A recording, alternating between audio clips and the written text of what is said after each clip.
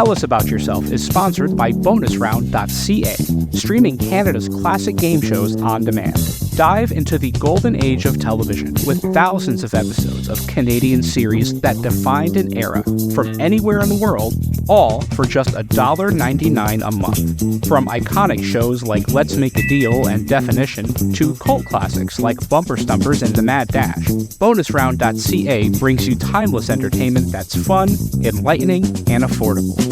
For less than the price of a cup of coffee, relive the magic of Canadian television history. Subscribe now at bonusround.ca for $1.99 and turn every night into game show night. By Game Show Forensics. Join host Robert McKee and his crack team of forensic game show scientists as they take you on the deepest dives imaginable in a quest to analyze the most detailed minutia of game shows nobody else dares to, or cares to, investigate. Nothing is too whimsical for examination, no semantics too absurd for the research extremists at GameShowForensics.com. Parental discretion is advised. And by The Inn at Leola Village. Nestled in the heart of picturesque Pennsylvania, the Inn at Leola Village is a sanctuary of luxury and relaxation. Indulge in the timeless beauty of their historic suites, each meticulously designed to transport you to a bygone era of elegance and grace. Experience the culinary delights of their award-winning Italian restaurant, where every dish is a masterpiece crafted from the finest local ingredients. From romantic getaways to corporate retreats, the Inn at Leola Village offers a haven for every occasion. Unwind at the spa, stroll through the lush gardens, and let the stress of everyday life melt away. Make your reservation today at theinnatleolavillage.com or call the front desk at area code 717-656-7002. The Inn at Leola Village, an oasis of luxury.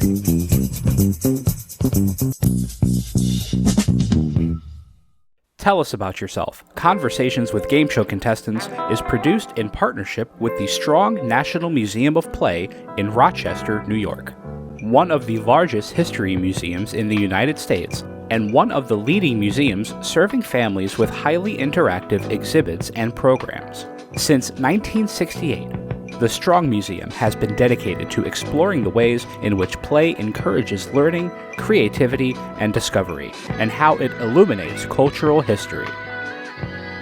And their National Archives of Game Show History.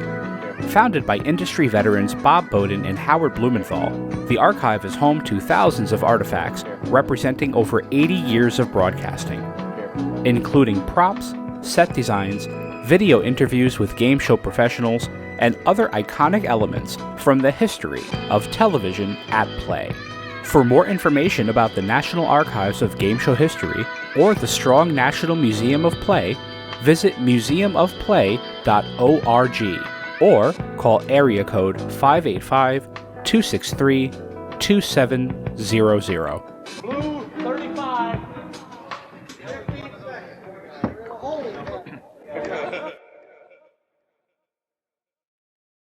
Tell us about yourself, would you? Tell us something about you. For any new viewers, won't you tell us again about yourself? We've met before, but let's meet again. Tell us about yourself. What else can you tell us about yourself? Perhaps you'd fill us in again and tell us about yourself.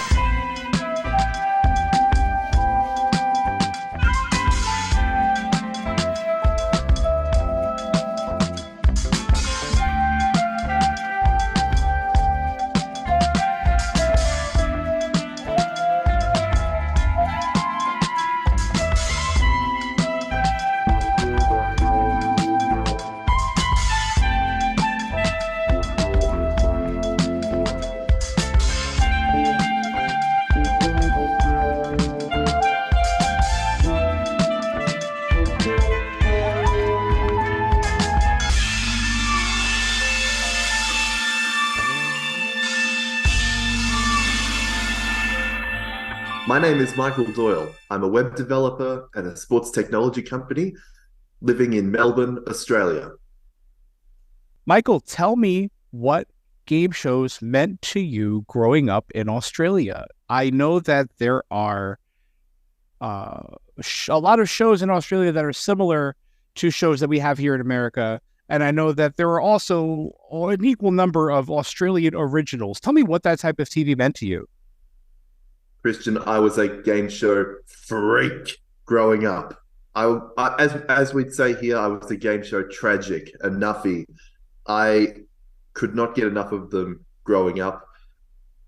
I don't know what it was about them. I think that there's a very primal appeal to children with the flashing lights and the music and the cheering. But I think at a different level, there was something else that drew me in more than, I guess, any other kid. And I'm not really sure what it was.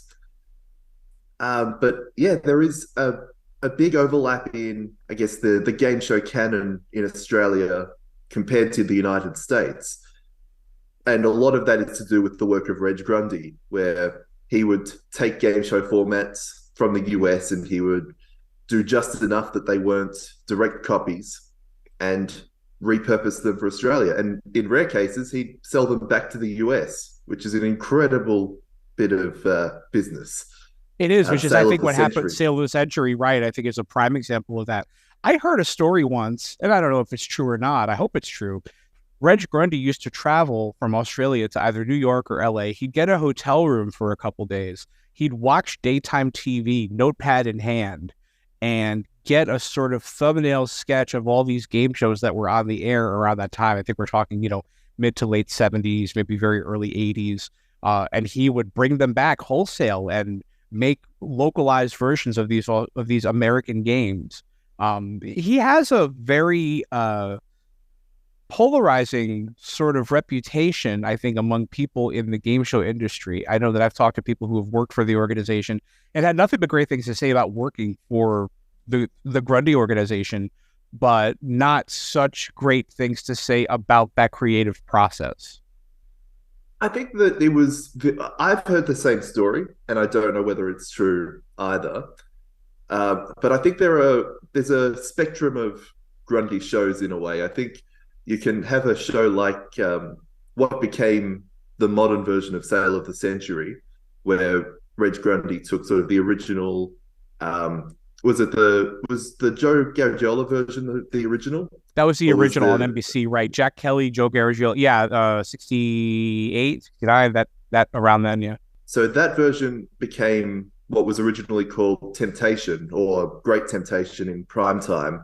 And then that format, so that had quite a few differences, but then that ended up taking the name Sale of the Century later on. And that was quite a departure in terms of the format.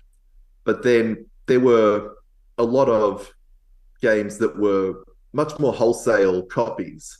And I think that they may have been more of a properly licensed deal. And shows like Press Your Luck, Family Feud, Who Wants to Be a Millionaire later down the line.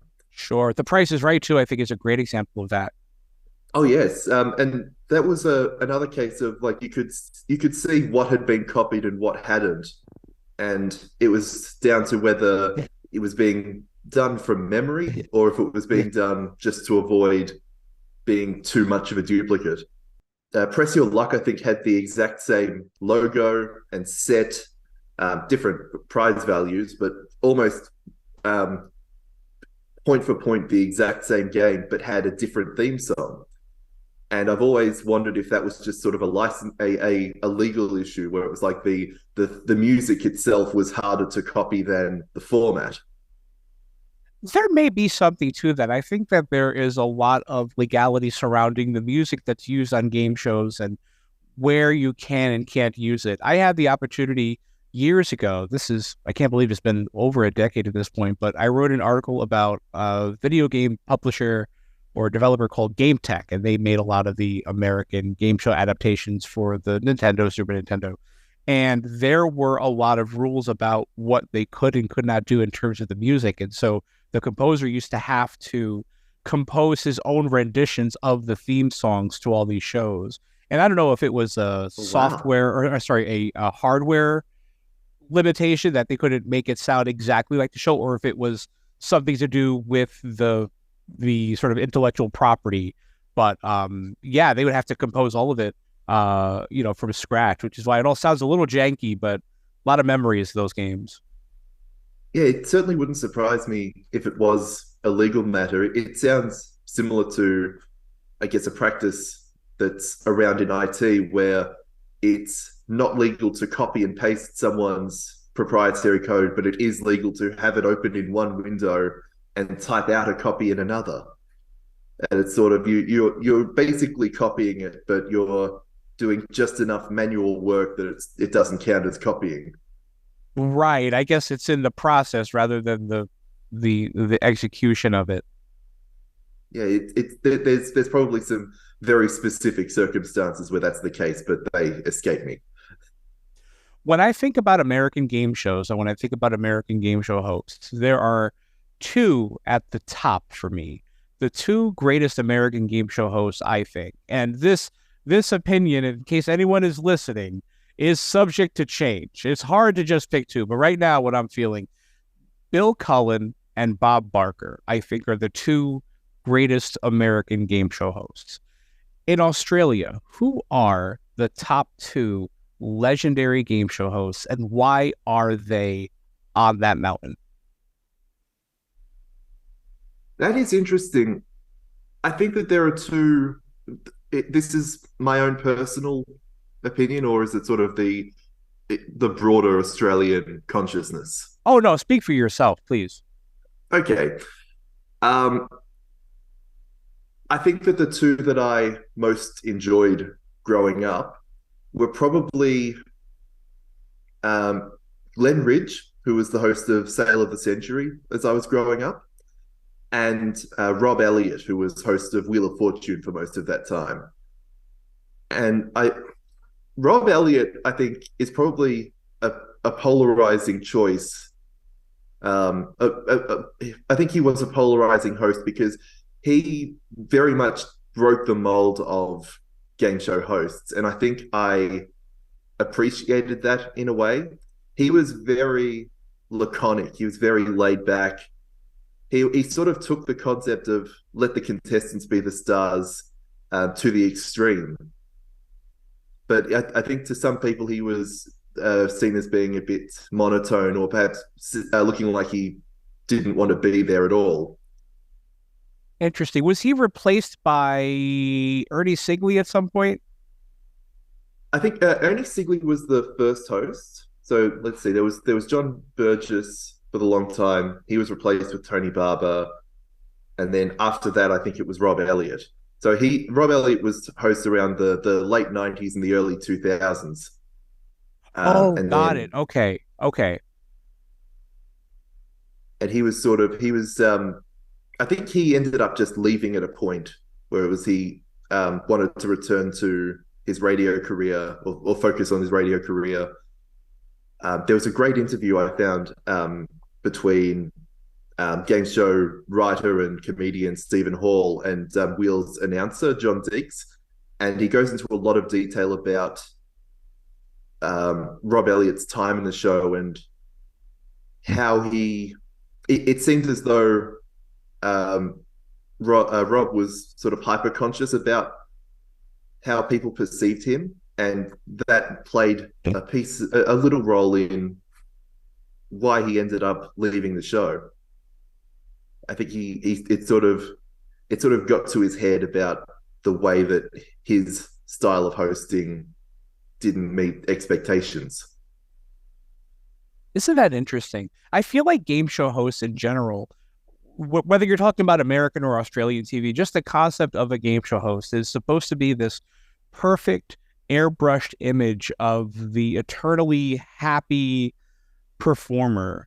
And and maybe it's just me getting older or having a little more insight into this kind of thing as I talk to more people that are involved in game shows and have been on them. But for a host to break that fourth wall and make realizations about themselves or admit things about themselves that we can relate to as human beings, that they have faults and they have struggles and they have problems. And I'm fascinated by that.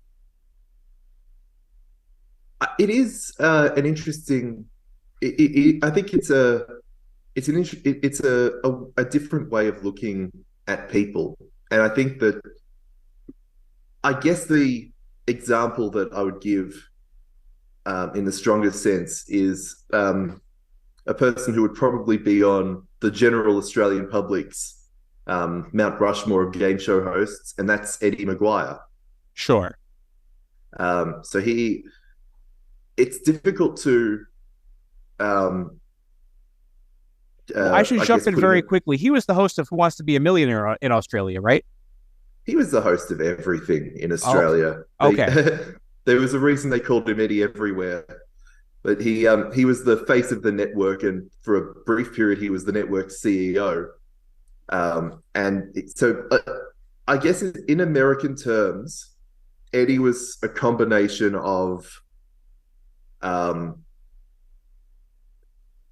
of Jim Perry, Jerry Jones, and Kevin Harlan. Yeah, that's not going to make much sense, but he had a lot of roles that he played in public life. He was a sports commentator, he was a sports show host, he was a game show host, and he was president of a professional sports team, which produced a lot of conflicts of interest, and it also produced a lot of avenues for, I guess, perceived vulnerabilities in personality. Sure. Well, that is a very vulnerable position to put yourself in as a performer, to have your hand in so many different, to be involved in so many different avenues and to present yourself in such a way that, I mean, people on TV, the happier they are, the more I think audiences want to find out what that's about. And so, to go on TV and to be a game show host or a commentator or just a host in general, I feel like that is a very, it's a very vulnerable position, right? Because you're putting yourself out there, and audiences are very perceptive to what they might think is, disingenuous or fake. So yeah, I could understand that feeling a great deal. And I think that's exacerbated as well by the fact that all of his other roles, apart from being a game show host, were in unedited situations. So he would be commentating a live game. His sports show was live. When he was speaking as the club president, he was usually in press conferences. So there was very little avenue to, I guess, massage that appearance. And some of his game shows were live as well. So it meant that there was nowhere to hide, I guess, if there was something that was causing a drop in that enthusiasm. Right. You are responsible for that vibe day in and day out. Yep. Yeah. Where does, and I'll ask this as an outsider looking in, because I know a little bit about Australian game shows. I don't know nearly as much as I should.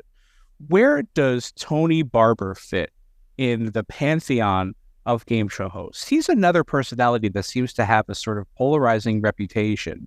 I've heard people consider him to be the best. I've also heard the opinions of people who think that he tends to make his shows about himself rather than about the game or the contestants, that he's a little bit of a camera hog. Where does he fit in there as somebody who is firmly entrenched in Australian game show culture? I think if I was born 10 years earlier than I was, Tony Barber would be in that top two of personal favorite game show hosts. And that's simply because when he hosted Sale of the Century, it was a juggernaut. It was like for the I guess the success that it had in the United States, Sale was our Jeopardy for a period of decades. It was the show that you went on to prove you were as smart as you claimed you were. And it was the show where you could keep winning against a series of challenges and win hundreds of thousands of dollars in cash and prizes. It also had tournaments of champions, so that there were a lot of parallels there.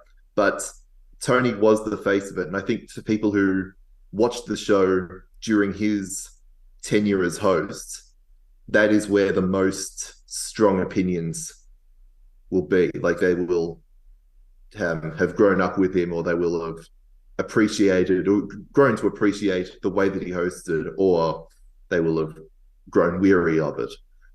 By the time I was, I guess, conscious enough to be watching these shows, he had just had a stint as Wheel of Fortune host, which had ended in disaster. He was doing a couple of shows on cable television, and he was mainly doing. I was mainly seeing him in car ads, which I guess ties in well because they're always having sales, and he's the front man for them. So I think that he had that long tenure as being a successful host, and then he had a couple of shows where I guess he didn't gel well with the show that he was hosting, or circumstances around it meant that he couldn't succeed. And the first modern attempt at Jeopardy in Australia was hosted by him, and I think it was cancelled after 6 months. But whether that was because of him, or because of the show, or because of the network it was on, it's probably lost to time. But I think that's why he has a polarizing opinion, that he's very feast or famine when he hosts a show, whether it's going to be a big success or a complete flop. Yeah, and I wonder if that doesn't come with having the reputation of hosting such a popular show for so long. He seemed to, and again, this is just as somebody who has peripherally watched this material through YouTube and things like that. I didn't grow up with Tony Barber or any of these shows, but just from watching his work, especially as the 90s went on, he seemed to have trouble finding formats that fit his style of hosting. And I wonder if that's not, I mean, you hear about actors who get typecast, right? Who end up falling into the same type of role because they do it so well. But in a situation like this, it's hard to not blame the host for the failure of a show. He seems to get a lot of flack for the failure of Wheel of Fortune that you had alluded to earlier, or the failure of Jeopardy, which I think was like in the early 90s. He had hosted it, like you said, for a few months. He had trouble finding another show that fit him. And the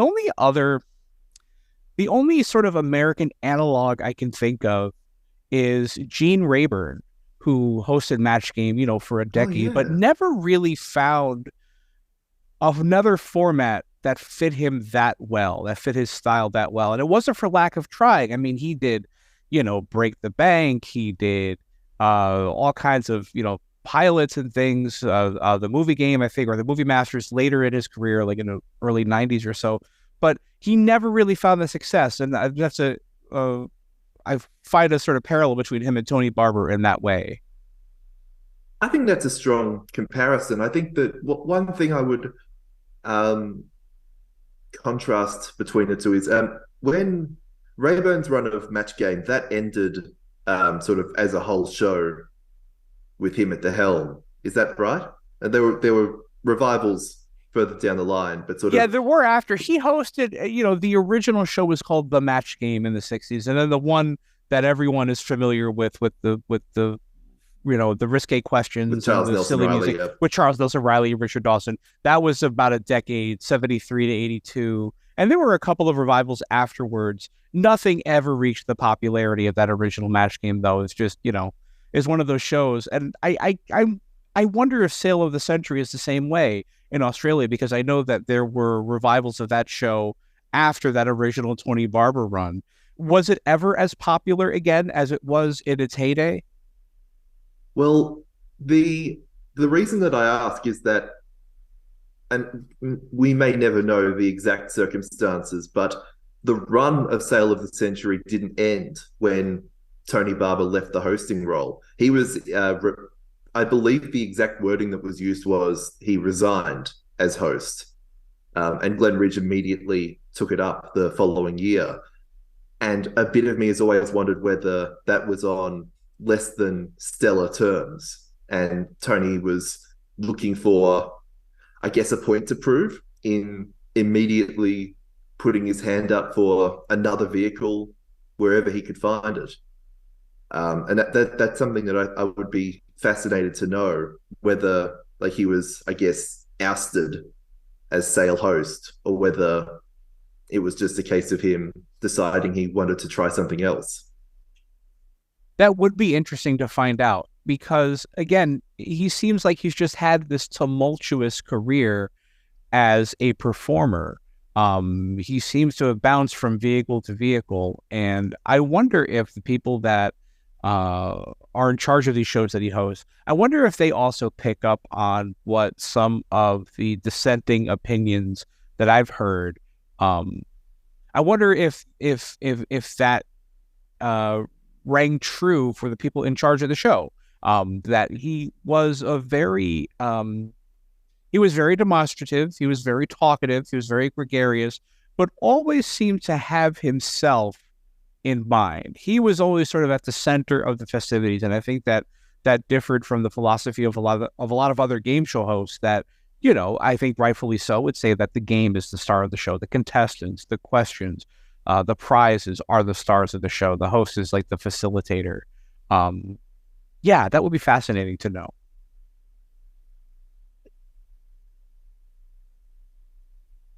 So let's talk about when you decided that you wanted to be a game show contestant. When in your life did that happen?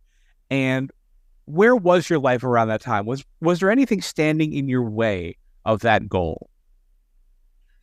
Well, before I wanted to be a contestant, I, like probably about 50% of all game show fans, wanted to be a host. That was the thing that I saw, I guess, in what I watched and wanted to replicate. And I think that's why you touched on a lot of the reason why. I think a game show host is never blamed for a contestant losing a game, but they're always thanked by a contestant who's just won a game. Like it's always positivity coming towards them. And I think that a lot of the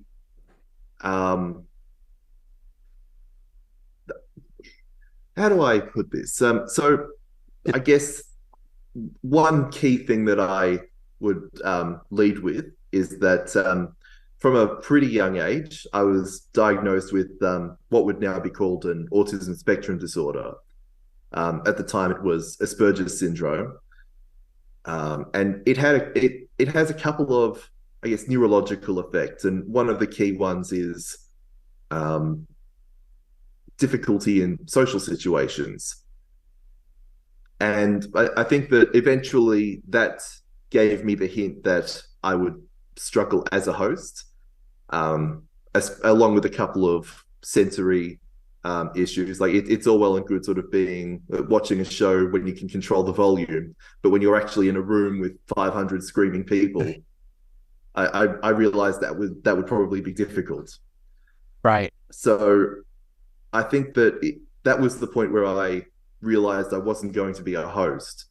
But I think just watching those shows for years and picking up on them and gaining a broader base of general knowledge, I began to feel more confident that I'd be able to take one of them on myself. And this was at an age where I wouldn't have been eligible to be a contestant. So there were a couple of game shows that were aimed at primary school kids, but nothing really for teenagers. There was no sort of teen tournament that I'm aware of. There were a couple of special Price is Right shows that were like Generation Gap, where it was like parents and kids as teams. But for the most part, you had to be 18 to apply. It got to a point where I was looking at sort of the rules of different shows in different countries, and I found that the UK version of Who Wants to Be a Millionaire had a 16-year cutoff, and you didn't have to be a UK resident to apply. And I was thinking, okay, can I save my Ask the Audience for the inevitable Coronation Street question and just burn through the rest. No, I think that's going to be too much effort. Right. Just live the dream by any means necessary. Yeah, this do the Paddy Spooner. Go on 3 different countries' versions and see if they notice. Right. And so go ahead. Yeah, you've listened to the show, so you know how much how much the story of wanting to be a contestant resonates with me, because it's, like most other people who have been on the show, it's a type of TV that I've loved my entire life. And I love hearing about those journeys, because it seems like they all start from a different place. We'll be doing the 100th episode of the podcast this year. And I think back on thank you so much. But I think back on all the conversations that I've had with, contestants, famous and not famous. And the stories all start in different places. People are always in different sort of parts of their lives, but that one commonality is that this is a type of show, a type of TV that they love and that they sort of live for. At least those are the stories that resonate with me most. What about the goal of becoming a contestant spoke to you that was different from the goal of being a host? Like, were those two goals interchangeable, or was one sort of in first place and one in second place? I think that there was some amount of overlap between the two. And I think that probably being a host was in first place for a period until I decided to pursue being a contestant instead. I think that where they overlap is that I realized that I knew that being a contestant would mean appearing on television and sort of having that brief period of notability. But I think being a contestant also, it offered an opportunity for a sense of achievement, and I guess an opportunity to, fulfill an arbitrary standard of intelligence. I think that I had sometimes struggled in school for reasons that were aside from, I guess, my ability to grasp the curriculum.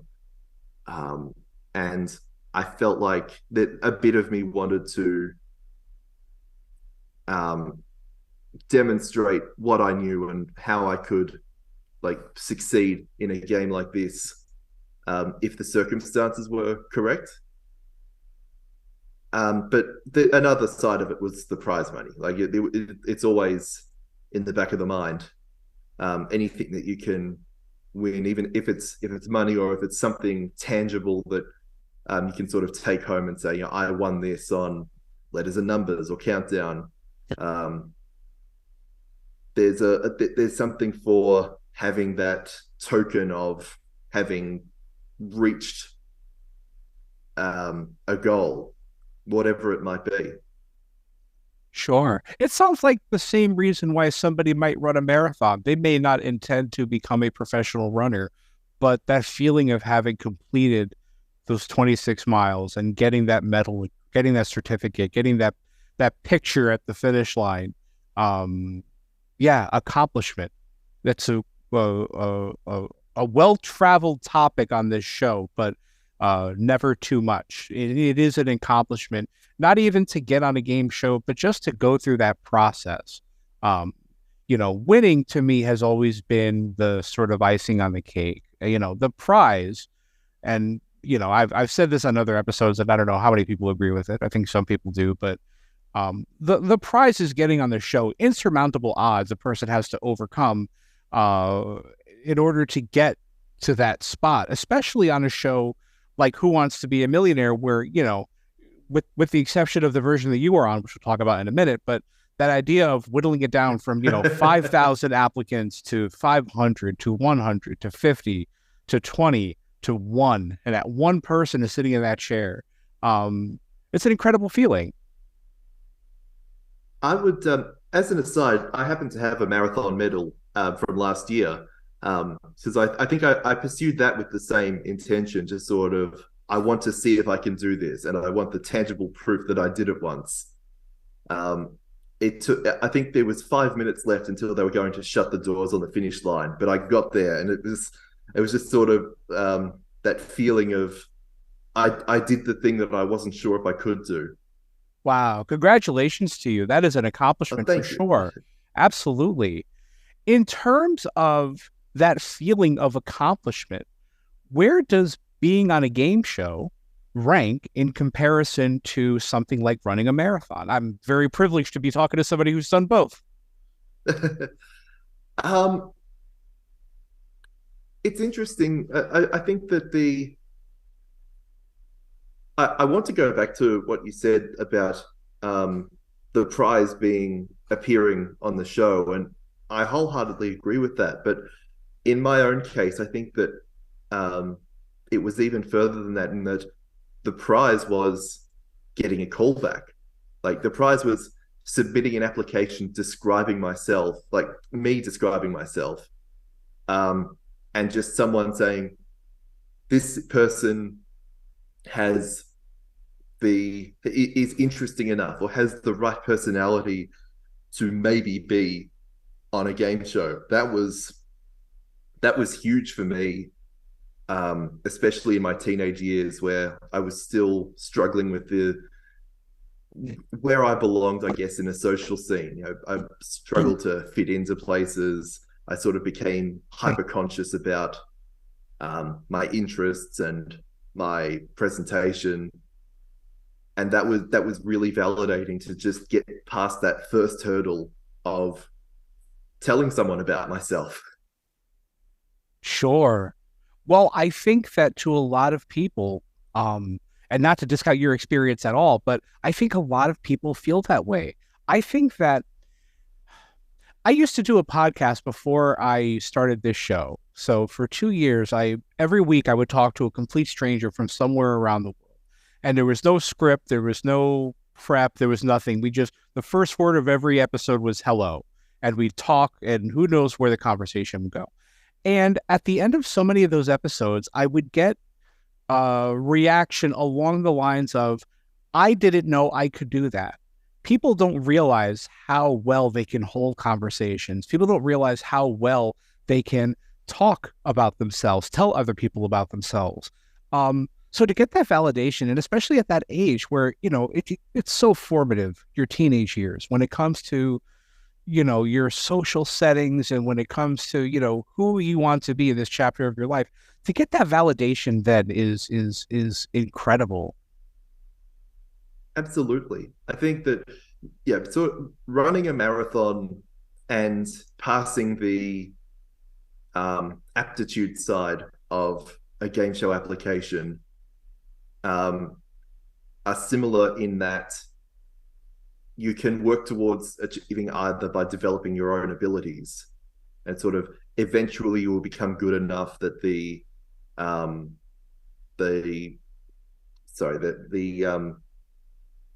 I've lost the word, but it's a marker that's not set by a person will cave to you. You will surpass it. But the personality side of the application is dependent upon how other people see you. And that was the part that terrified me. That was the part that I felt that I didn't know if I could work on that. And I didn't know whether working on it would make things worse, whether I'd be seen as inauthentic, or that I'm putting on a persona. And in that interview process, did you feel like you were putting on a persona? I think I did. I think that I think in a way I'm always sort of masking if I'm in a social situation, because I think my default state would be being alone or sort of not talking. not to the extent of other people on the autism spectrum, but it is sort of, if given the option, I will probably text instead of calling or something like that. So I think that the written application, it took a while to answer every question and feel satisfied with them, but it was a lot less tense than the part that followed, which was the in-person interview on that side of things. One interesting thing that I'm going to stop using that word. Well, this is all interesting. It is always applicable. One amusing thing in the application process for Who Wants to Be a Millionaire, the hot seat version. So at the end of the sort of the interview side of the written application, the screen said, you will now begin a 5-question general knowledge test. So this would have been around 2015. So I think early 2015 is when I applied. Do you remember when Millionaire first reached the US and the ABC website had this sort of shockwave game where like the music wasn't quite right and it had these crusty JPEGs? Yes, I do. I know it because I used to spend hours at the public library. We didn't have a computer when I was little. I used to go to the library and use it. And that was one of the games I would play until I was getting repeat questions. Yes, I remember it unbelievably well. Well, it was that. It was the Shockwave applet. It was retrofitted so it gave you 5 questions and didn't stop if you got one wrong. But it was like it had it was the exact same applet, and it was like that was my I haven't read the book, but that was my Ready Player One moment. That was this is what I have been training for my whole life, playing some shitty Flash game on the internet. That's amazing. And now that is the tool by which you ascend. Yeah, it's that was the end of the foreshadowing almost. Are you a person in your day-to-day life who has a keen eye for symbolism or things that you perceive to be symbolism in your everyday life? Like, are you the kind of person that considers things to be put in your path for a reason or signs to be given to you for a specific reason? I think that I think that I'm someone who can recognize patterns or recognize when things match up with things that have come before. This is always one that I find difficult, even when I hear you ask it on other episodes. Oh no, I asked you what the hard was. I'm sorry. No, but like I wanted to come up with what I had for an answer, and now it's gone. Oh, that's all right. Whatever you felt. So you know what? I found that if I answer it first, it's a little easy, kind of primes the pump. That's true, yeah. I don't know if it's because of the art that I grew up watching, whether on TV and movies. My dad was a visual artist, or it was, becoming a Twin Peaks fan much later in life. Somewhere in those two experiences, or in between, I became fascinated with context. I became fascinated with things coming full circle, and characters in my life that weren't important in Act 1 are now instrumental to my success or failure in Act 2.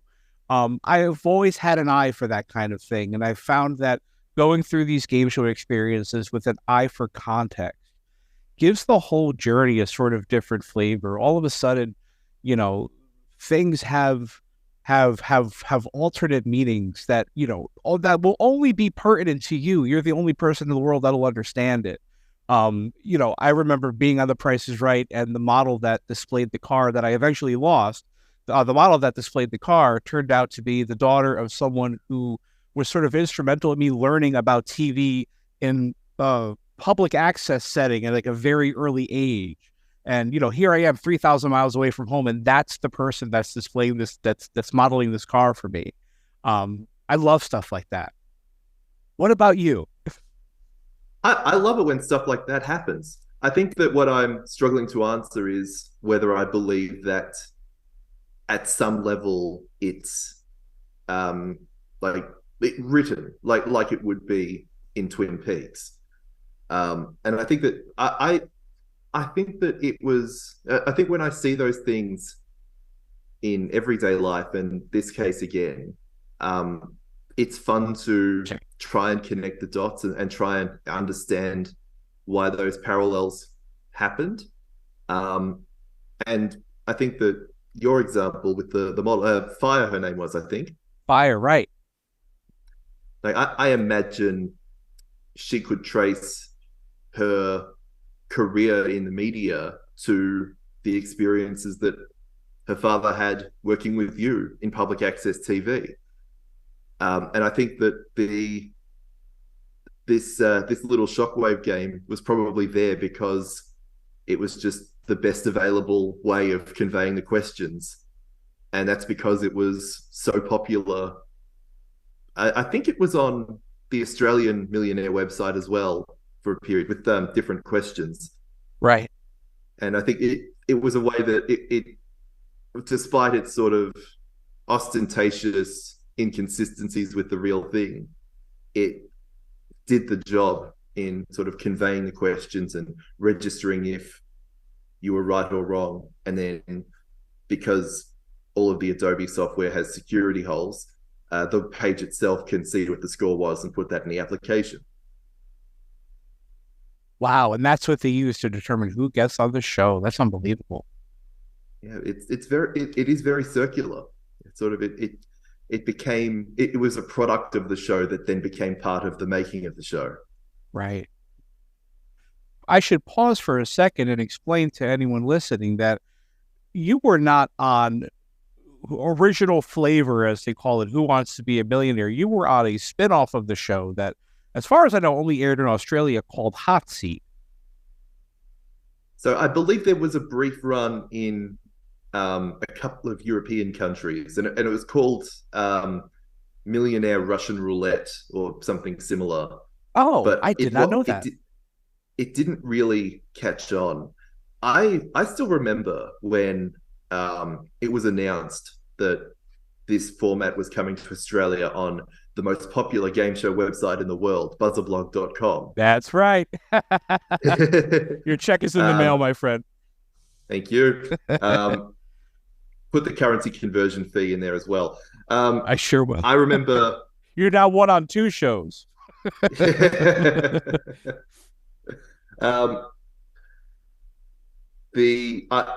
I'm trying to recall. I think I had managed to find somehow, like in the back end of the the casting call form, the competition rules, and I think I might have supplied those to BuzzerBlog. This is like, yeah, I found this, and I put the link in the comments, and then the story got updated. So I get from the very start, I was, I guess, part of announcing that it was out there. And I wrote a comment along the lines of, this is too much of a departure to be called Millionaire, but it's too much like Millionaire to be called anything else. I don't think this will last beyond its initial 20 episode pickup. Anyway, it got cancelled last year. Boy, what a run. Yeah, it lasted significantly longer than the original show here. Yeah, I think it lasted longer than the ABC run did here. Which is only a few years. People sort of lose sight of what a relative flash in the pan it was. It burned quickly, but burned bright. Tell me the difference between maybe not because I've seen the show, but tell the folks at home what the difference is between Who Wants to Be a Millionaire and Hot Seat, the spinoff that you were a contestant on. What are the differences in gameplay? So I guess the key difference is that there are 6 contestants in the game to start with, but only one of them is answering questions at any given time. There are always 15 questions that are asked, and the game, instead of it being a straddle or I've forgotten that word again, where it's like a game can start in the middle of an episode and then end in the next episode. Carryover. Right. So there wasn't a carryover. It was always set up so that the game would start and end within a half an hour episode. And you go up the 6 contestants collectively go up the money tree, but only one contestant can leave with money. This is the case when I went on. They modified it slightly later in the run, but anytime a contestant answered a question incorrectly, a level was taken off the top of the money tree, and instead another question was asked at the same level as the one that was missed. So if you answered, say, the $1,000 question incorrectly, the $1 million prize was no longer available. The maximum that you could win was the next level down, which was $250,000. And if you answered a question wrong, you were also kicked off the show. So eventually you would be down to one contestant who was facing the final question, and they would either be playing for like whatever was left at the top of the money tree, or for the consolation prize, which was $1,000. You also didn't have any lifelines during the period where I was on. The only lifeline that you had was that once in a game, each contestant could pass a question. So they would go back to sort of the back of the queue of contestants. The next person would come up and they would have to answer that question. They couldn't pass. There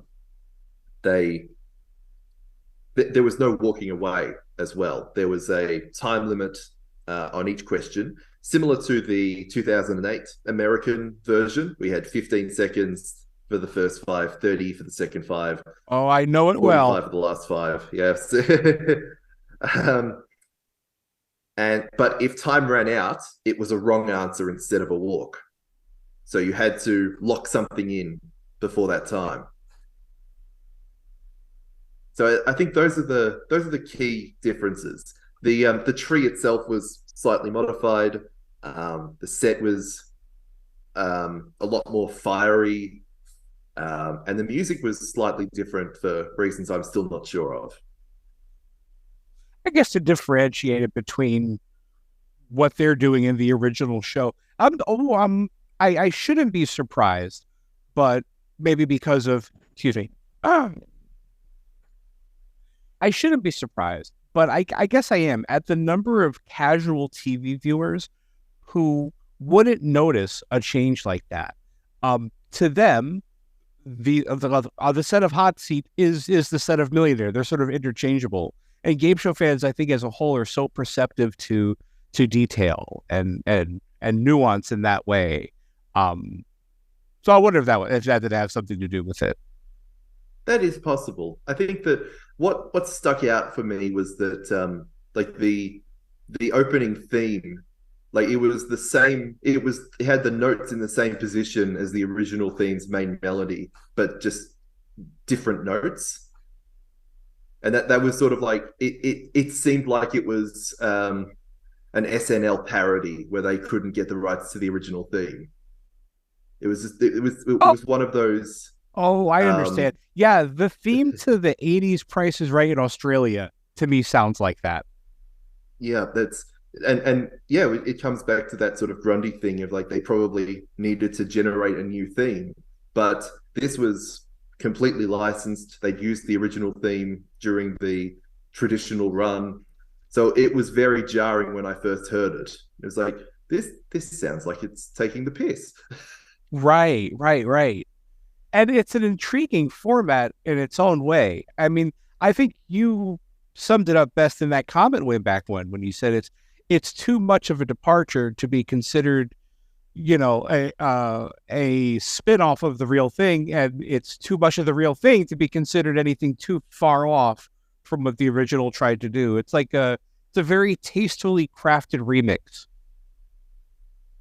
I think it is. I think if for my own personal taste, if it was if it had a bit more in common with the original run, it would be more tasteful. But I think that it does it achieves the goal of what a show like that sets out to do. And like a show like Hot Seats has always was put into a time slot that has always mattered most in the last minute of the show. And that's when I was on, it was the 5:30 weeknight time slot that led straight into each network's main news bulletin.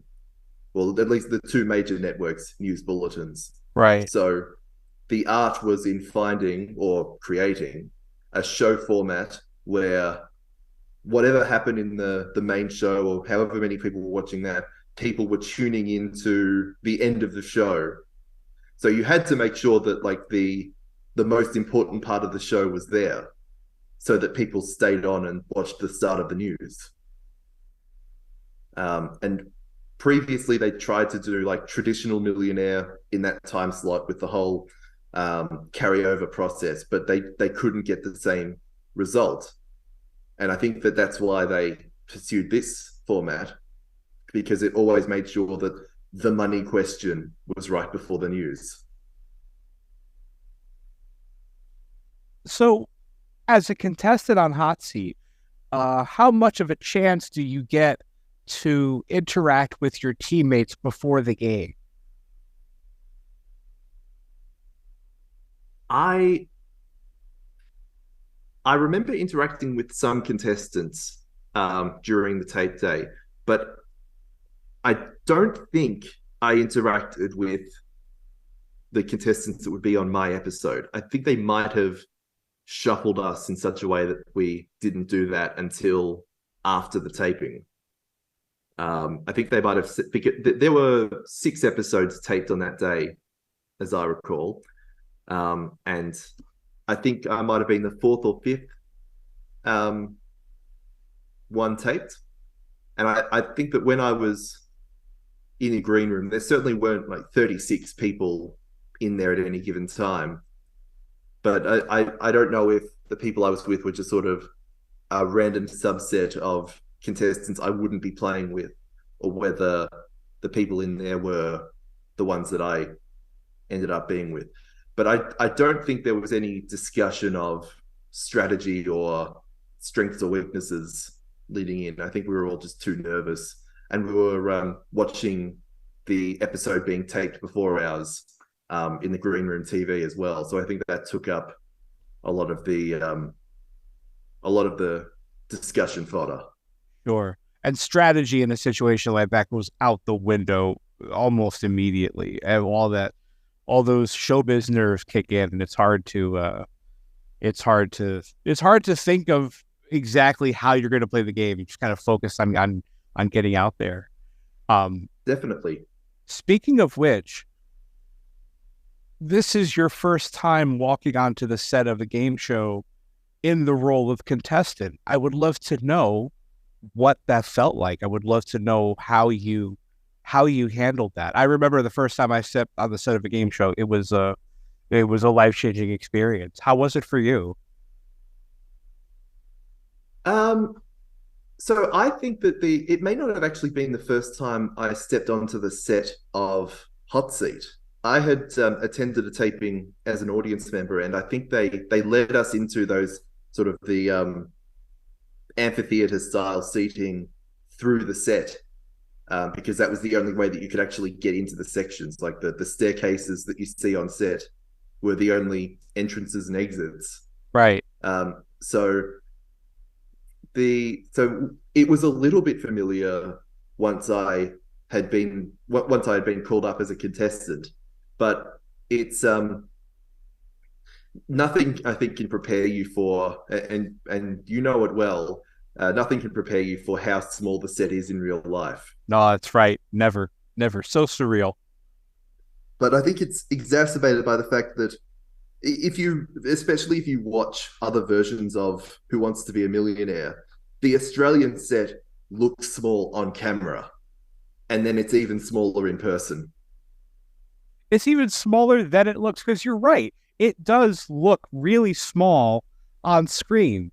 Wow, it's amazing that even from there we're shrinking it down even more. Yeah, it was like I felt like I was in a I almost felt like I was in a scale model. I was looking at the hot seat and thinking, what's the weight rating on this? I'm not going to fit in this. That's a very surreal experience, isn't it? It really was. It felt like one of those, one of those dreams where you've grown suddenly, like you've eaten one of the Eat Me cookies. Wow. I miss the magic of walking onto the set of a game show. I haven't been to one in a few years. Um, huge nostalgia for Millionaire in particular, because the syndicated version of the show that aired here with Meredith Vieira, the one that I was on before I was a contestant, I've been fascinated with the show, and I was living in Connecticut, which was only about an hour and 10-minute train ride into New York City. And so, sorry about that. I have something in my throat. I had to cough. Oh no, all good. Anyway, yeah, it was only an hour and 10-minute train ride into New York City. And so I was in the audience for Millionaire probably about 9 or 10 times, took the test every time, failed it every time. But I spent a lot of my later teenage years on the set of Millionaire. And it's thinking back, it's really a privilege, to be able to live so close to that set. How far did you have to travel to make it for your appearance on Hot Seat? So at the time, I was living in an urban rural fringe place, not quite a suburb, not quite a country town, about 50 kilometers away from the city. So 30 miles, I think. So it was probably an hour's drive to get to the studio. That was sort of in unfortunately, it was just too late to be in like the old Channel 9 studios in Richmond, the abandoned bean factory. These were in like brand new studios in the Docklands, sort of in the western inner city, which made the drive a bit easier. But I would have liked to be able to say, I was at the classic GTV studios. But it really is a benefit living so close, even then, but especially now, to, I guess, a big media center. Like a lot of different TV shows and especially game shows are filmed in Melbourne. And that's made it really easy to be in the audience or to be a contestant. And it's something that I need to get more into the habit of utilizing. So let's talk about your appearance on the show. Tell me about, so first of all, the experience of being on camera. As somebody who had that social anxiety, that had those issues with social interactions, how did you handle the idea of so many people looking at you at the same time? What did that bring about in you, and how did you overcome it? I don't know. I think I just sort of forgot that I was actually on a TV set with cameras and hundreds of people looking at me. When the first couple of questions happened and I was rotated into the seat, I sort of knew that I knew what the question I was going to be asked would be, which you don't always get the luxury of when you're coming into the seat, because I'd been passed a question. And I think all of my thoughts were, what the hell's the answer to this question? Sure, maybe just focused on the game rather than everything around you. Yeah, and I think what might have heightened my anxiety actually was the fact that as I was coming to the hot seat, Eddie looked at me and winked at me, Eddie McGuire, the host, And I don't know if he does that with every contestant to try and put him at ease, or there was something he saw, but it was sort of like, oh God, he's got something up his sleeve here, hasn't he? Oh yeah, it is sort of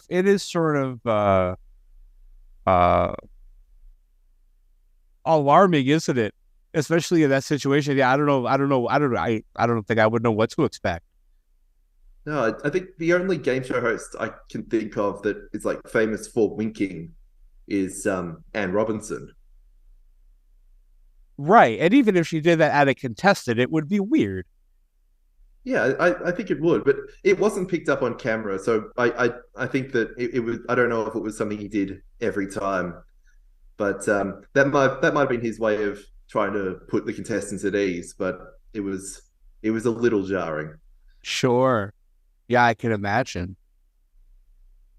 And so But tell me about the game. I would just love to know what this experience was like for you and how it turned out. so I got passed into a question that was in the first five realm. It was the $1,000 question. And I didn't know it, but I had kind of ruled out two answers because I knew they were other things. So the question was, which of these is an Aboriginal word for a wave breaking on a rock reef? And I knew that two of the answers were the Indigenous names for flowers. So I ruled those out, and I just sort of, I just took a stab in the 15 seconds that I had, and I got it right. And just the shot of me just sighing in relief about at not hearing that the death rattle, the doo-doo-doo of missing the a wrong first five answer question. Yep. Like that's still my Facebook profile picture, just the image of me just going. Wow. That's a trophy. That is a trophy. That's something to keep forever. That's wonderful. Yep. And that was all I got. The next question was for $1,500, but this amount of money was irrelevant because it was impossible to actually leave with that amount. But it was the equivalent to the $2,000 question. And I remember this one a lot more vividly. In the Jules Verne novel Around the World in 80 Days, what were the main characters' primary methods of transportation? And all the options were in pairs. So there was like rail and ship, hot air balloon, blimp. And it's not as vivid as I thought, but I don't remember the other two pairs. But Sure. I'd never read the book, but I had played the PC game of it at school, like the based on the film adaptation. And I thought, okay, this is something that I know just because of past experience. And I thought, is this like the start of a Slumdog Run, where it's just like every answer I give is going to be just because I happen to be in the right place at the right time? And then I learned that the original novel didn't have the hot air balloon in it. Even though like later republishings of it had a hot air balloon on the cover, it wasn't in the actual novel. And I felt like I'm not going to say it was an unfair question, like that they should have brought me back on. I did think that it was a surprising trap question for the level that it was at. I think they must have been reaching the end of the budget at that point. Yeah, it's tricky in a way that's not typical of Millionaire questions, because typically you're able to deduce the right answer without it being slick or having like a tricky sort of twist to it. Millionaire is a very straightforward trivia show. I think it is. I don't know if it's more common in the hot seat version that you have a trap question like that, and maybe it's to do with the time limit because you already don't have the ability to talk it out and I guess think it through fully. So perhaps that's just sort of a change in the question writing philosophy just for this format. And it's okay if you don't remember these details. when I would sit in the audience for Millionaire and a contestant would give the wrong answer to a question, more often than not, you could hear the audience's reaction. You could hear a sort of disappointed sigh when it was the wrong answer. And until I got on the show, I wasn't sure if you could hear that reaction sitting in the hot seat because, the set is smaller than it looks on TV and all that. I always wonder if it was within earshot.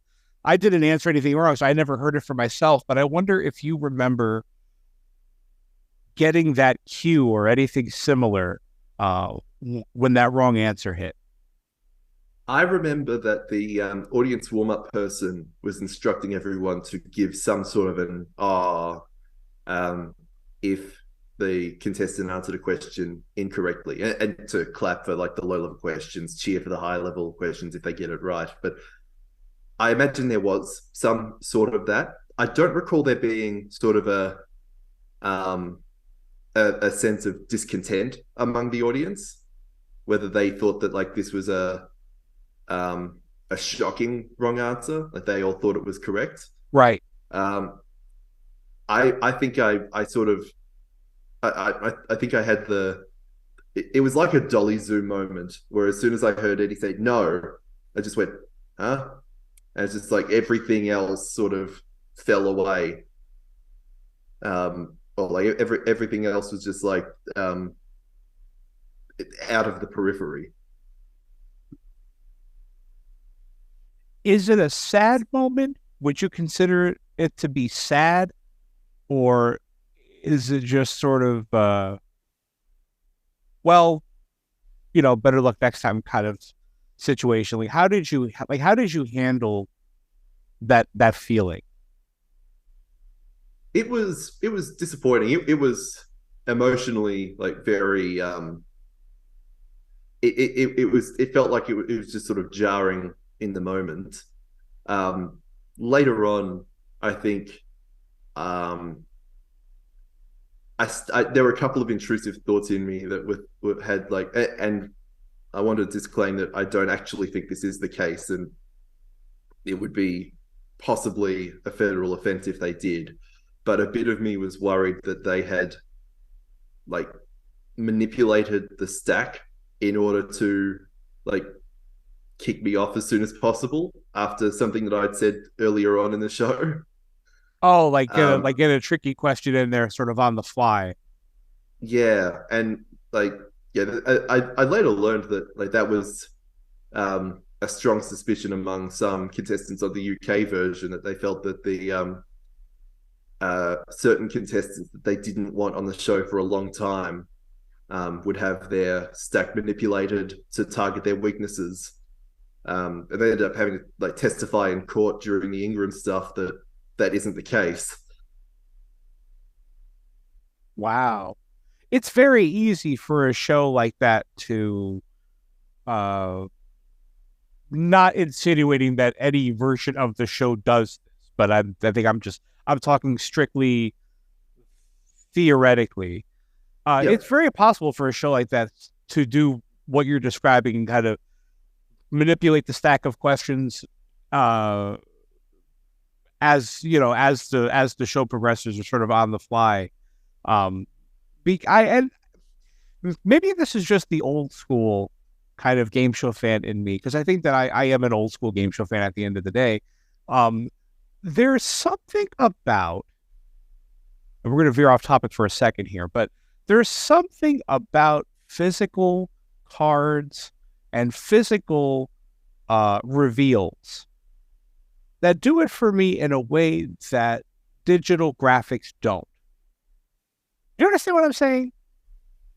I do. I think I have something of a counterpoint though, and that was the piece I learned about the 50 scandals with the $64,000 question, where they went to great lengths to demonstrate that in the early levels of the money tree, the questions were determined randomly by having a stack of cards inside of an IBM sorting machine that would then, one would be put onto the top, and that would be the question that was read out.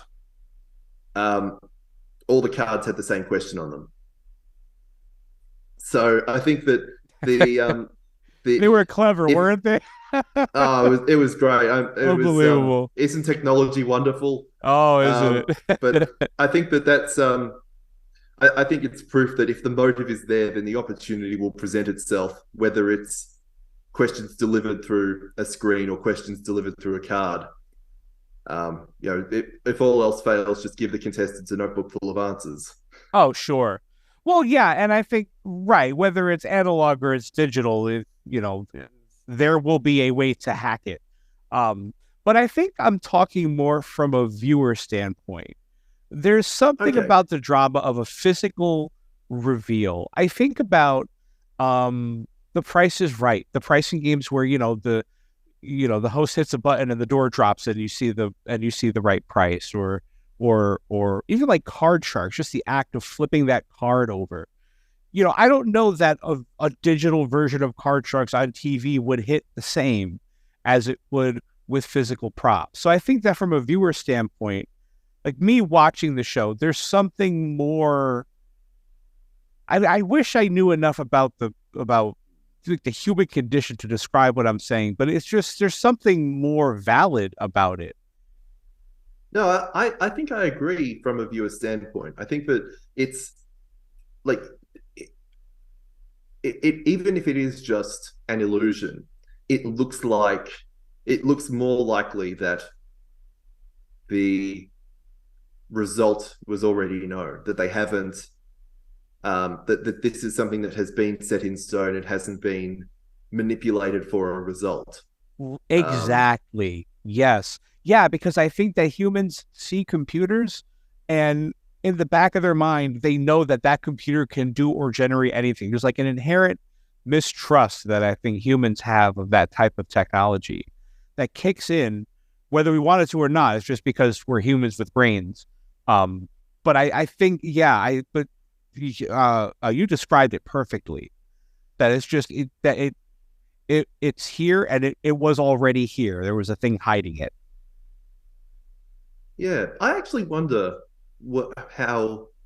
I wonder what it would look like if Who Wants to Be a Millionaire had like each contestant's stack was in addition to being on the screen, it was like each question was in an envelope or a deck of cards, just sort of on the desk, so that the contestant could just say, okay, just to make sure that this was set beforehand, you can verify the question on this card. I know for the first couple of episodes, the phone a friend was like a physical phone. I don't know if it was a prop or like it was actually connected to anything, but like they actually had that tangible object representing the call. Right. Yeah, I remember that from the first episode. It was like a white cordless like house phone. Yeah, and it was like it's jarring to look at now because you're so used to it just sort of being that they're just yelling into their monitor. But it probably made it. It probably did make it more trustworthy to start with. That it's like there isn't like some person in a control room that could end the call on their own whim or cause some sort of interference. So it is. I think that's a pertinent point about how game show viewers perceive tangible objects compared to virtual ones. And it's so funny that there aren't. I mean, the number of shows that reveal things with physical props as opposed to, graphics, it gets less and less as The Price is Right starts renovating and remodeling some of their pricing games so that they're all digital, things. I mean, I've even heard at various points about the idea of a digital wheel for Wheel of Fortune, something that can be sort of dynamic and change on the fly as opposed to, stopping tape and putting new cardboard on the wheel when a new prize gets added or something. And apparently what was holding that up was the idea that it's difficult right now with the technology that's available to make a round LCD screen or LED screen rather. Yeah, I think that's that is something I recall from your episode with Cory Anotado, your co-executive producer. And I remember thinking like there are probably ways that you could there are ways that you could ensure that the visual side of the wheel was tied to the physical side, but there are also ways that you could signal to the viewers or to the contestants that they are always synced up, and whether that's just sort of the pegs that are on the top dollar value are covered in glitter, and so you can always see the shiny part of the visual and the shiny part of the physical moving in tandem, and it gives you that bridge between the two. But I would be fascinated to see how a digital wheel looked in situ. I know that for a while the Australian version had sort of a backlit version of a wheel where the wedges were just sort of clear plastic with numbers on them, and the wedge background was just sort of a set of lights inside of the wheel apparatus that could flash or change color as necessary. So I think that there's certainly a bit of liberty you could take with the traditional concept of a wheel and add a little bit of that flair.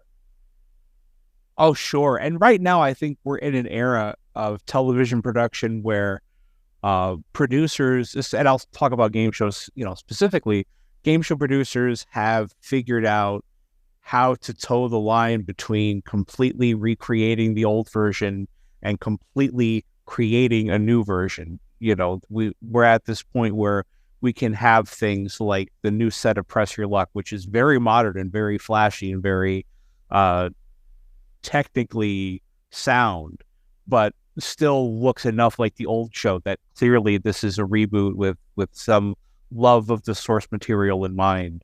So I think right now we're in a golden age of game shows in so many ways, but set design I think is definitely one of them.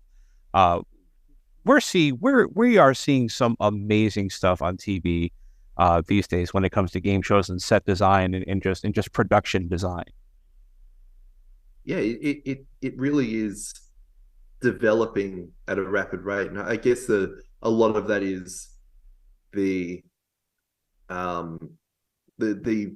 decreasing cost of elements like that. But it is also, I think a lot of it has been, the 90s and the 2000s were a period of trial and error when it came to incorporating digital effects into game shows. I think for every show that did it successfully, I guess Who Wants to Be a Millionaire would qualify with that, with its digital question delivery and its lights and its sound. There was a show like Wheel 2000 or Malcolm, which tried a different avenue towards it, but it just didn't quite work out. Right. Yeah, there's a fine line when it comes to the use of technology. We just got done doing the 24-hour game show marathon, and one of the lessons that we learned, it was fantastic as well. Oh, thank you. It always is, but like the selection of shows was really good this year. Oh, I appreciate that. Thank you. Yeah, we had fun picking the games this year. We had a couple of new restrictions in place, but it kind of forced us to get a little creative. We're happy with the way it turned out, but we played a lot more technically involved shows this year. There was a lot more green screen, and there was a lot more, there were a lot more graphics, and at some points we were worried, I think, that we were sort of serving the technology rather than the technology serving us. So I think that when it comes to production of a show like that, there is a fine line when it comes to just how much technology do you want to shoehorn into the presentation of what is a very simple game at the end of the day. That's true. I think that it can go both ways, though. I remember that in the early runnings of the marathon, when like games like Wheel of Fortune would be done entirely through a TV screen instead of having a physical wheel, and that was presumably by necessity because there wasn't a wheel handy, and now you've sort of repurposed the IKEA one. But it was. Hey, wait, you could tell? Comes back to. You know how I can tell? Have a listen to this.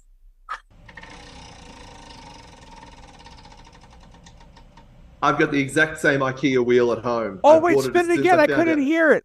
Wait. Hang on, I'll bring it up. Yeah, bring it up. Oh my God, I love this kind of stuff. Yeah, it's as soon as when I found out that like that was something you could buy at a shop. But do you know how hard it is to find a 24 wedge spinning wheel? Oh, it's impossible. Nobody makes things like that. And then IKEA one day, I saw it actually at the IKEA store where I was living in Connecticut, and I was kicking myself for not buying one. But of course, everyone around me bought one, and did what they did with it. Cory, I think, is an extreme case. This is unbelievably tricked out. But God, yeah, I will agree. Oh my God, having a physical wheel for Wheel of Fortune, just brought it to the next level. And then we had a camera over it this year. It was fantastic. So yes, I would agree with you in that there are some situations in which, you need that physical representation. Yeah, I think that's sort of it's the technology can be there to add to the experience, but it can also be there to as a necessity of the experience, depending on the circumstances. And that's where I think that I really enjoyed the use of the green screen for the floor with the giant tomato pie. That was fun, wasn't it? Yeah, that was fun. That was fun. That was we had a lot of very creative people working with us this year. We're very grateful. But anyway, enough about us. Let's talk about seeing yourself on TV. How were you afraid of how you'd come across? Were you afraid that you wouldn't look the way you wanted to look on TV? And how happy were you with not your appearance in terms of the gameplay, but your appearance on TV? How did you handle that? I was really nervous when it aired because I think I knew that there were a couple of points during the show where I thought I would look a bit weird. And one of those was it sort of bookended my time in the seat. When I first sort of came in, Eddie read out from the bio card that I for a long time wanted to be a game show host, and Eddie said something back saying, "Get your own show. Why are you here trying to take my job?" Right. And, I said something like, "Oh, come on, don't you want to sort of wind down a bit and focus on your footy commitments?" And it was a bit awkward, but then after I bombed it out, he said it was something like, "Well, Michael, you've come here, you've tried to take my job, you've gotten a dud question and you've gotten it wrong. What are you still doing here?" And what I meant to say, and I laughed along. What I meant to say was, just to let you know, watch your back. Like, I'm coming for your job. That's not what I said. What I actually said as I reached in to shake his hand was, just to let you know, sleep with one eye open.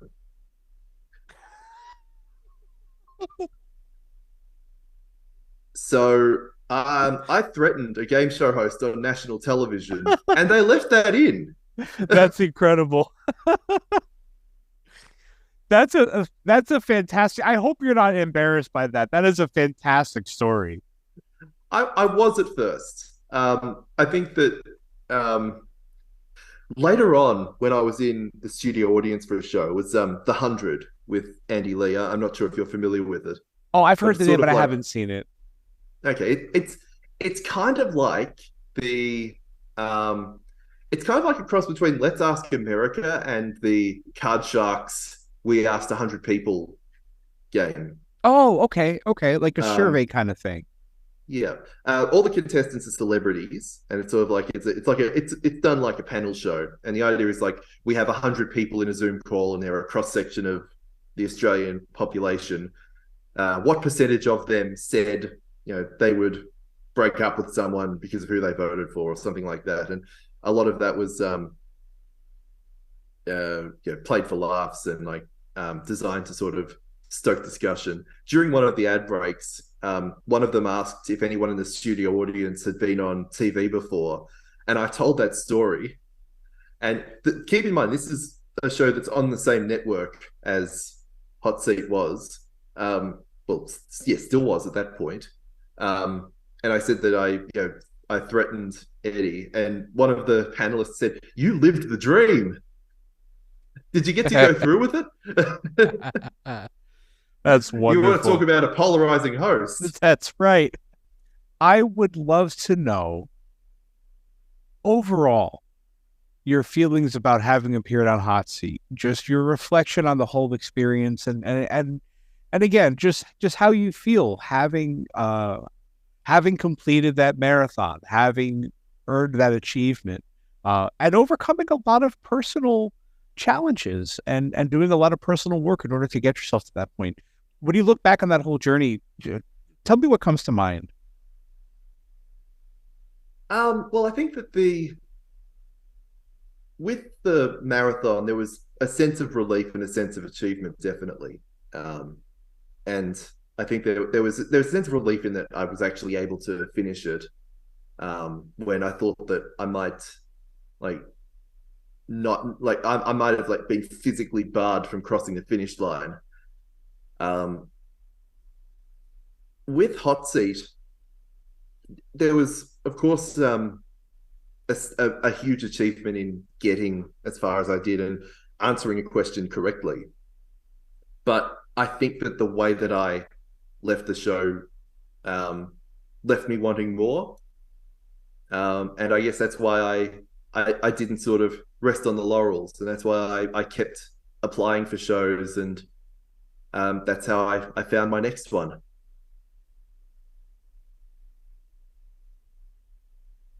And the next one was Tipping Point, right?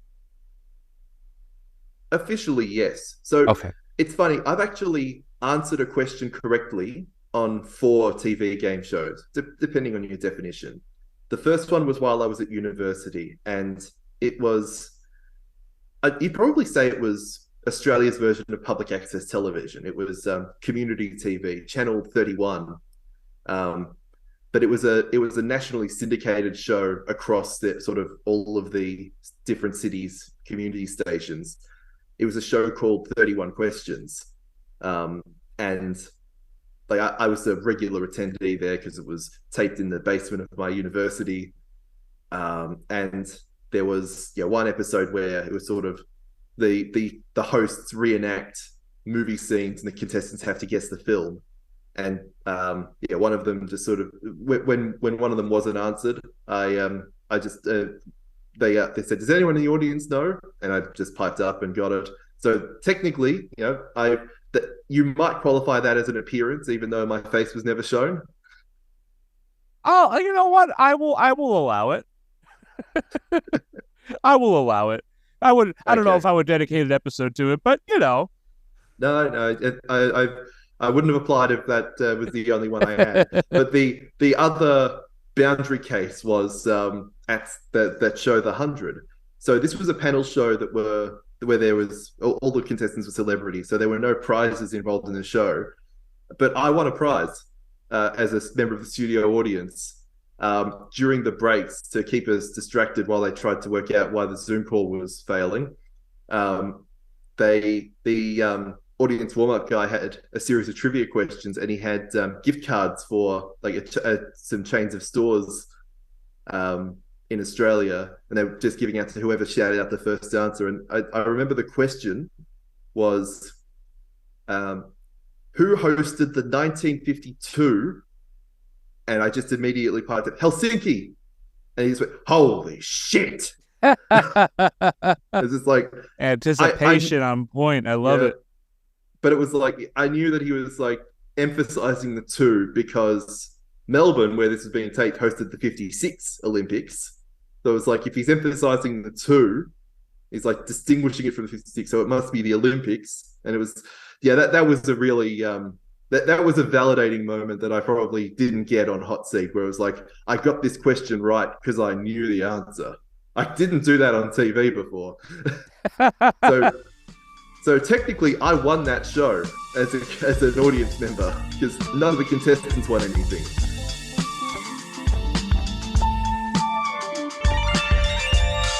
Tell Us About Yourself, Conversations with Game Show Contestants, is hosted, produced, and edited by me, Christian Carrion, from my studio in beautiful downtown Lancaster City, Pennsylvania.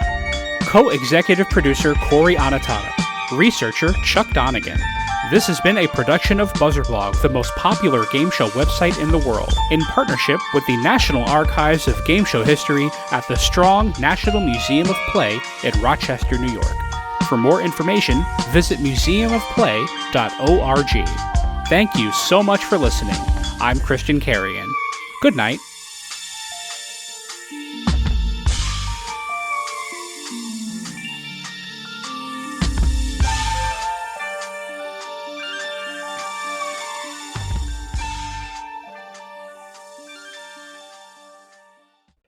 Tell Us About Yourself is sponsored by bonusround.ca, streaming Canada's classic game shows on demand. Dive into the golden age of television with thousands of episodes of Canadian series that defined an era from anywhere in the world, all for just $1.99 a month. From iconic shows like Let's Make a Deal and Definition to cult classics like Bumper Stumpers and The Mad Dash, bonusround.ca brings you timeless entertainment that's fun, enlightening, and affordable. For less than the price of a cup of coffee, relive the magic of Canadian television history. Subscribe now at bonusround.ca for $1.99 and turn every night into Game Show Night. By Game Show Forensics. Join host Robert McKee and his crack team of forensic game show scientists as they take you on the deepest dives imaginable in a quest to analyze the most detailed minutia of game shows nobody else dares to, or cares to, investigate. Nothing is too whimsical for examination, no semantics too absurd for the research extremists at GameShowForensics.com. Parental discretion is advised. And by The Inn at Leola Village. Nestled in the heart of picturesque Pennsylvania, the Inn at Leola Village is a sanctuary of luxury and relaxation. Indulge in the timeless beauty of their historic suites, each meticulously designed to transport you to a bygone era of elegance and grace. Experience the culinary delights of their award-winning Italian restaurant, where every dish is a masterpiece crafted from the finest local ingredients. From romantic getaways to corporate retreats, the Inn at Leola Village offers a haven for every occasion. Unwind at the spa, stroll through the lush gardens, and let the stress of everyday life melt away. Make your reservation today at theinnatleolavillage.com or call the front desk at area code 717-656-7002. The Inn at Leola Village, an oasis of luxury.